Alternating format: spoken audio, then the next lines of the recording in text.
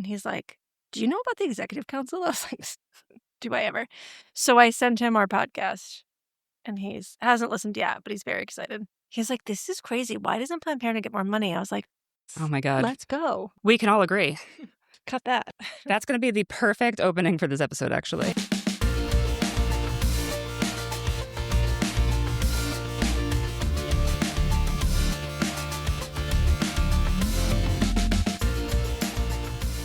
You're listening to New Hampshire Has Issues, and I am your host from the future, Liz Canada. My first ever episode was with my boss, Kayla Montgomery, who is back today. And on that first episode, we talked about whether or not New Hampshire has the right to abortion. Spoiler alert, no, we do not. But if you haven't listened to that episode, there's more to it than that. And today we circle back because back then we talked about how Governor Ayotte had promised to veto any new abortion restrictions.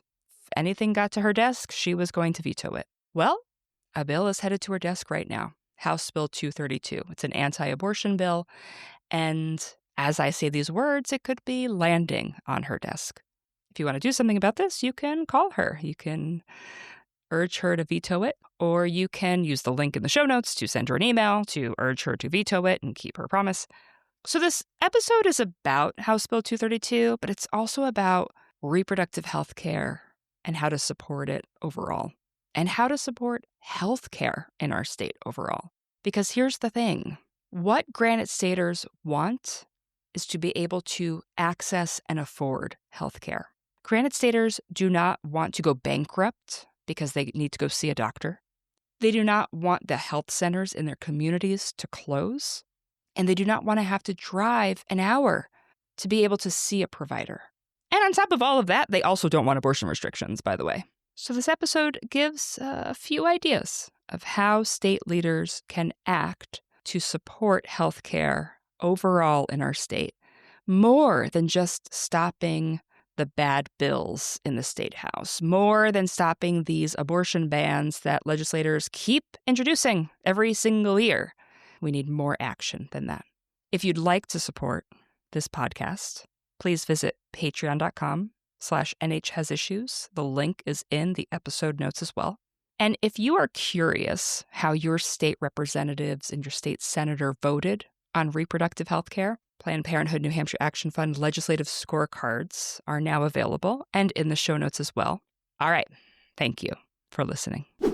Welcome to New Hampshire Has Issues, the podcast that dares to ask, can Kayla Montgomery come on this podcast too much? The answer is no. The limit does not exist. The limit does not exist. We are so delighted. So, Kayla, welcome back. Thank you, Liz. It's great to be here. Third time's the charm. It's delightful. As a reminder to listeners, Kayla Montgomery is the Vice President of Public Affairs at Planned Parenthood. There's so many P sounds in this. Vice President of Public Affairs at Planned Parenthood of Northern New England, Planned Parenthood New Hampshire Action Fund, and my boss in my day job. And I'm super happy to be here. And so happy to be here. Thank goodness you're so happy to be here. Thank you so much for being here. It is June, end of June 2026. You were the first guest on New Hampshire Has Issues. An honor. By the way, do I get a tag? Do I get a tagline? Oh, do you want a tagline? Yeah, I do. Okay, go for it, please. Okay, welcome to New Hampshire Has Issues, the podcast that dares to ask, if we just don't think about it enough, will the problem go away? That's not a very good one. I like the build up to it, though. I was really excited about where that could have gone. Okay. If I think of something, I'll come back. We'll come back to it. We'll circle back. So it's June 2026. Yeah. You were the first guest on the podcast way back when, I think end of April 2025. We were so young then. We were so young. So session is over. The legislative session is over for this biennium. So folks were elected in November 2024. They took office in January 2025. They have now governed for 2 years. In our first episode, we talked about how Governor Kelly Ayotte had made a campaign promise to veto any new abortion restrictions, anything that is anti-abortion. She made that promise very publicly, both in her campaign and many ads, and also in her inauguration speech. So my question for you, Kayla, now that we are at the end of session, what happened? Great question, Liz. Thank you. First of all, it's like you do this No, often. yeah, that's right. Well, it was a long session. It's a long biennium. We did a lot of things, you and I. We did a lot over at the State House. My favorite parts of being over there is The laughs. the laughs. There's a lot of laughs. A lot of comedy. We laugh a lot over there. I wore a pink sweater almost every time I was Mhm. there. Or a pink tie. Or a pink tie. The Mostly one a pink pink sweater tie. this time, though. I like to walk in the room and people be like, who's that? What organization does that person represent? No, it's pink. There Oh, you it's go. pink. Could be anything. We did a lot of good work with coalition partners. It's always nice to be in a room and know that you're not alone. Like it's nice to be in there and have patients and storytellers and friends and advocates and clinicians and just everyone who is in there fighting for the same thing. And I think that certainly buoys us in the work that we do, but also it helps lawmakers see just how wide the support for reproductive rights is, Right. and how it's not just one group in there saying all the things. It's like this is really affecting real people, and this is an issue that people care about regardless of their age or their income status or their party. This impacts people's lives. It is not just abortion; it's access to the full range of reproductive health. So even though times are tough and we had a lot of fights this year, it's good to be in good company. And I will say that we had a lot of wins. We really did an excellent job winning. We had a lot of wins. Oh my Winning. God, we did. It's true. All right, say more about our wins, Okay. Kayla, please. Well, we started with 10 bills this year. Yikes. 2 of them were held over from last year. Yep. And they were, they 10 really bad bills, 10 bad to be bills. clear. Yes, there were 1,000 bills, but 10 that we were really focused on. They were a range of things. They went from, a straight out abortion ban to bans on the way certain providers get funding or misinformation around medication abortion. A lot of or misinformation. A lot of misinformation bills. So there was a wide range of things that we were working on, and we really just did a lot of homework to get ready for those. So Yeah. a lot of prep work for you and I. A lot of prep work. Love Yeah. homework. Yeah. We love homework. We love when other people do homework. We love when we help people do homework. Big nerds over here. Yeah. Ugh, it's kind of like having a podcast about all the issues of New Hampshire. Yeah, there's a lot of work. Here we are at the end of session. Here we are almost July, and 9 out of 10 of those bills have been defeated, which is huge. I mean, it's a great record. And when you include the bills from 2025, it's 16 bills. So we've defeated a number of anti-abortion bills or anti-sexual reproductive health bills. There's one bill remaining, Yep. which has had a long journey, has had a long legislative journey. Lots of little stops that it made along its merry way. Mm-hmm. And when that happens, when it's a long journey, it's not straightforward. Like sometimes a bill will start one way and you'll testify on it one way, and then it gets amended and all kinds of things happen and it becomes an entirely different bill, which happens all the time. This bill that we still have left to defeat, House Bill 232, is an anti-abortion bill. And it's almost on Kelly Ayotte's desk. If it's not there right now, I mean, it could be there right now. At the time of recording, we're recording this on Thursday, June 25th, 2026. My understanding is it's not quite on her desk, but it could be literally by the end of the day, tomorrow, Monday, any of these days. There we go. So, we need Governor Ayotte to uphold her campaign promise, and not just campaign promise, but her promise to veto any anti-abortion legislation and veto it. She has to veto it, right? Like, that's what she has to do. I mean, yeah, I would think so, based on the fact that all the things that she said publicly around bills like this. So I would assume, but you know what happens when you assume. So what we really need is for people to reach out to her office and tell her what they think about that, and that they also want her to veto it, because the reality is we absolutely know that Granite Staters are not interested in abortion restrictions. They're not interested in healthcare restrictions at all. They're interested in more accessibility, making sure that health centers stay open, making sure that people have the full range of healthcare available to them, and They making want to sure be that, able to go and get healthcare, period. yeah, Like and whatever that healthcare is, they want to be able to get it and be able to afford it. being able to afford your healthcare is a really big deal. And, voters want their lawmakers to be spending time working on that and not on these bills that just restrict access. So we will see, but we certainly need people to reach out and tell the governor how they feel about it. Why would she not veto it, though? Make it make sense to me, because it seems pretty straightforward of like, I mean, let me just say, we kept a lot of bills off of her desk, did we not? I We did. mean, how many did you say? 16 bills? Yep.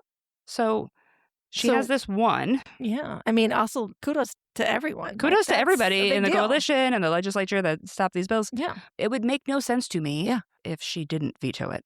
Yeah, I agree.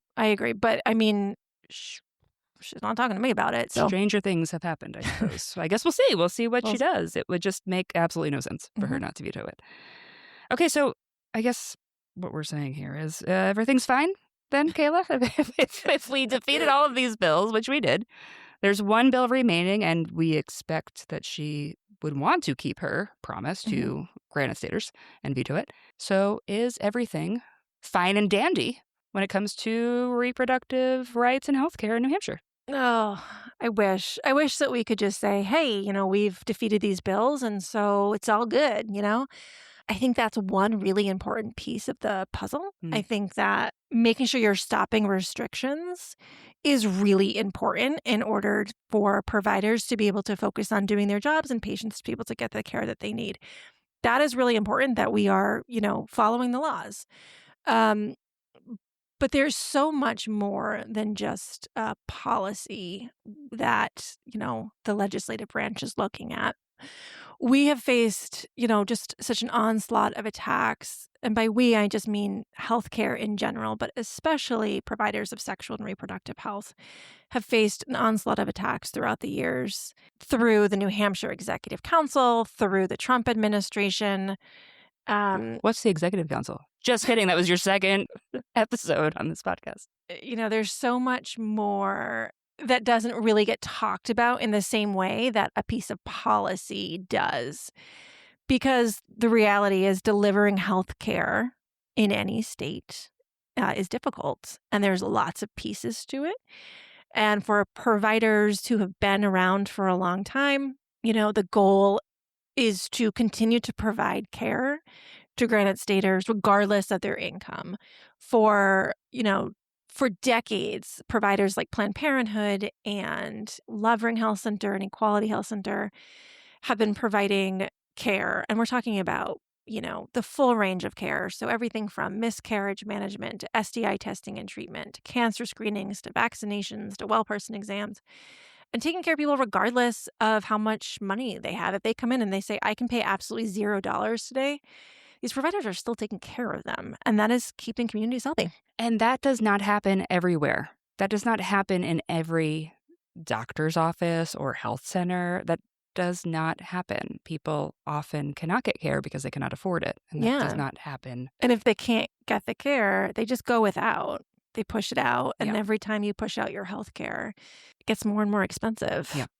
And then people wind up in the emergency rooms and people are just less healthy in general. So, we've continued to provide this care for folks, but it's getting harder and harder when you don't have any support or any buy-in from the state. And that's really what's going on here. It's a lack of sort of stake in the ground from the state of New Hampshire. It's not even just the money. It's the fact that it definitely seems like there's no support for the work that sexual and reproductive health care providers are doing for Granite Staters right now. It's not enough to not have bad bills pass. Like it's not enough to stop the bad bills because there's so many other variables at play for health centers to stay open, for providers to be able to provide the care, for patients to be able to access it and afford it. Stopping bad bills is one thing, but it is not going to solve the problem. And when you look around at what other states are doing in a post-Roe world, now it's been 4 years without Roe, and we know that healthcare delivery of healthcare has changed dramatically from the fall of Roe, but also from COVID and, all kinds of different things that have changed how we deliver healthcare in this country. And we're seeing states really stepping up and supporting these providers and making sure that they can do their job and protecting patients and protecting providers and finding these creative funding solutions to make sure that health centers don't close, raising Medicaid reimbursement rates and supporting because right now Planned Parenthood affiliates across the country can't be in the Medicaid program because of the HR 1 big beautiful bill. Derogatory. So, we're seeing states really step up and get creative and prioritize healthcare delivery. And has New Hampshire done that? New Hampshire hasn't done that. New Hampshire hasn't done any of that. Okay. All right. And it's of course, this sexually reproductive healthcare providers are one piece of this puzzle, but it is a really important piece. It's really important for public health.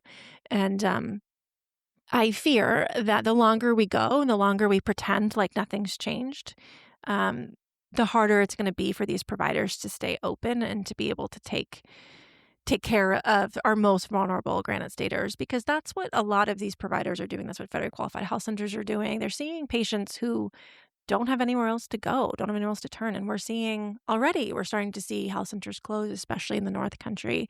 And we need to step up and do something, and we're not seeing that. So what is your vision for the future here? We're going into the summer. This legislative biennium, which is the least sexy 2 words to put together ever, but we're at the end of this legislative cycle. There's no more bills before the next election. So, what's the future look like for reproductive health care in New Hampshire? What are you hopeful for, even? It's a great question. I think that state leaders need to prioritize healthcare. There's so many things need to be prioritized right now. We know that, but if you're not safe and healthy, you can't really focus on anything else. And it is the role of government to make sure that people are safe and healthy through various ways. Everybody has a different idea of what that means. So what investments can we make now? What do we want to prioritize? What should our budgets look like? Can we raise Medicaid reimbursement rates, which will help providers be able to see more patients? Or do we want to continue down the path of less of everything? And, we have these incredible providers like Planned Parenthood Northern New England who really know what they're doing. They do. Like, they really know what they're doing. Yeah. And have been around for a really long time and, have these great networks of folks that they can work with. We have providers who have been in their town providing care for their community for 25, 30 years. They see patients, and then they see their daughters, and then sometimes they even see their granddaughters, people who have been around for a long time, and they have the network. They know who to call. They can call, this hospital or this public health department in order to get something. If they don't have it, they know what to do. They know how to take care of people. People know them. They're a fabric of our community. And we need to be able to keep that local health care. When a health center closes in a community, it leaves a big hole. It leaves a big gap. And people just don't really know where to get their health care all of a sudden. You can say, oh, well, there's a clinic available 45 minutes from here, but 45 minutes is a long way, especially if you can't drive to get there. There's some work to be done. Bottom line I'm hearing here. 1 anti-abortion bill heading to Governor Ayotte's desk. She promised to veto anti-abortion bills, so this should be very easy for her. And also, there is work to be done to support and strengthen the public health network in New Hampshire overall.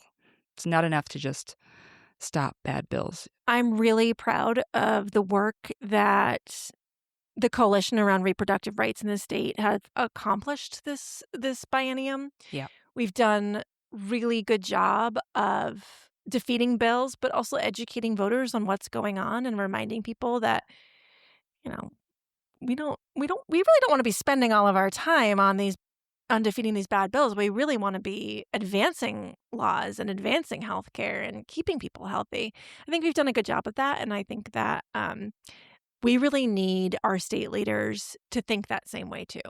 That it's not just enough to defeat bills. In fact, they could actually stop putting those bills in. That would save a lot of time. That would save a ton of time. I'd be out of a job. Really clear our schedules. Yeah, great.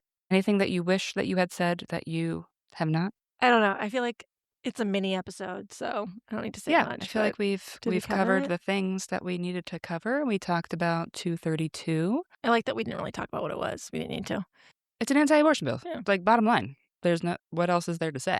You either make a campaign promise and a promise to the Granite State that you're going to veto an anti-abortion bill, and then you do it, or you don't. Like, it's an anti-abortion bill. What else needs to be said? Nothing. I am once again encouraging Governor Ayotte to come on the podcast. We would love to talk to her. You can either have Kayla here on the podcast with us or just you and me, Governor. I'm here. Fine. I'm available. That's what I'm saying.